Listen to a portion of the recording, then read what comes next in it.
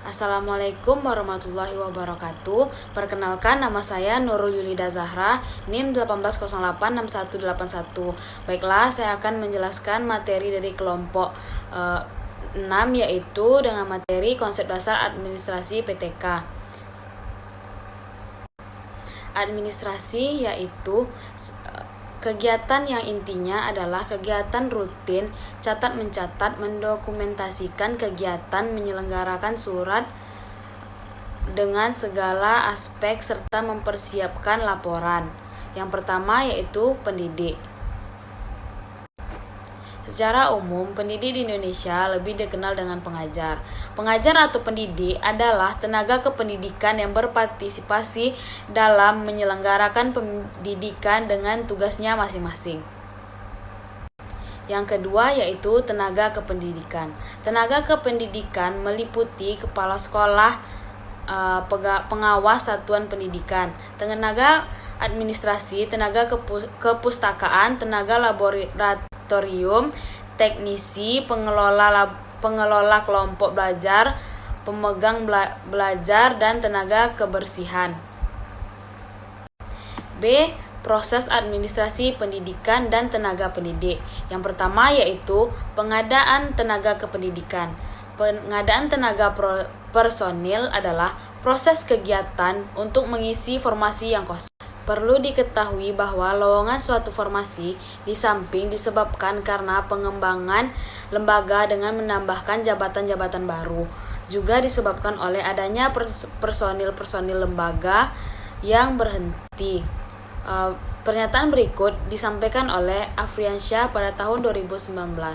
Pengadaan tenaga kependidikan diselenggarakan dengan langkah-langkah sebagai berikut. Yang pertama, pengumuman adanya formasi baru.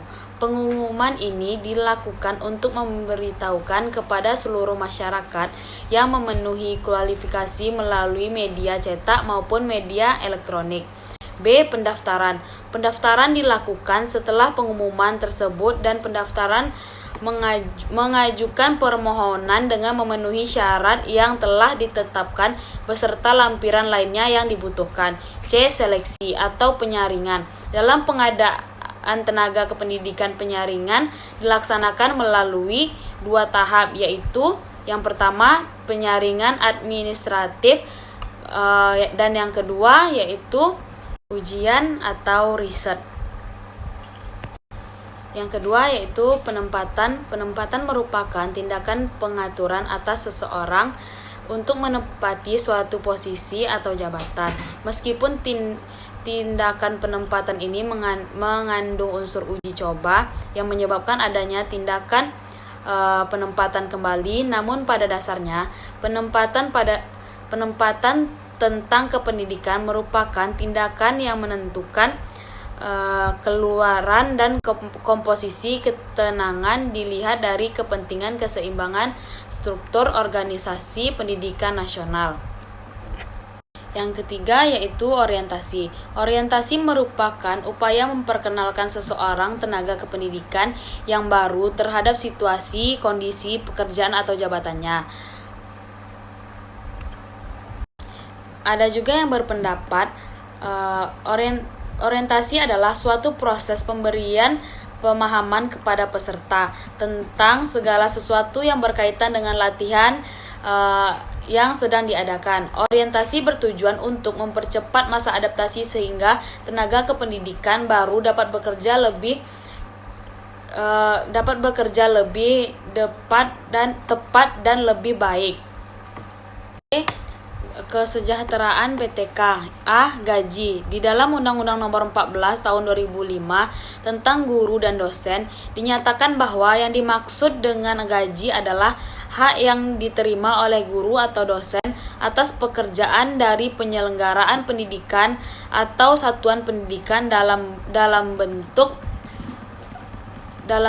bentuk finansial secara berkala sesuai dengan peraturan perundang-undangan. Ini berarti bahwa seorang guru, dalam hal ini guru PNS, akan diberi gaji berupa uang yang dibayarkan secara berkala. Selain diberi gaji pokok, seorang PNS termasuk guru akan mendapat kenaikan gaji berkala apabila telah memenuhi persyaratan seperti telah mencapai masa kerja, golongan, dan penilaian pelaksanaan pekerjaan sekurang-kurangnya cukup. Di samping kenaikan gaji berkala, seorang PNS juga diberikan tunjangan keluarga dan tunjangan jabatan. B. Tunjangan profesi diberikan kepada guru yang telah memiliki sertifikat pendidikan yang diangkat oleh penyelenggaraan pendidikan dan satuan pendidikan yang diselenggarakan oleh masyarakat. C. Penghargaan. Pemerintah memberikan sebuah penghargaan di institusi pendidikan terhadap guru, dosen, kepala sekolah, dan seluruh tenaga pendidik yang berpartisipasi. Penghargaan PTK berprestasi ini sebagai penggerak perubahan dalam kemajuan mutu pendidikan. Yang D. Cuti PTK. Cuti adalah keadaan tidak masuk kerja yang diizinkan dalam jangka waktu tertentu. Jenis-jenis cuti yang pertama cuti tahunan, 2 cuti besar, 3 cuti sakit, dan yang keempat cuti bersalin. Baiklah, sekian video pertemuan ke-6 yang saya buat. Lebih dan kurang saya mohon maaf. Wassalamualaikum warahmatullahi wabarakatuh.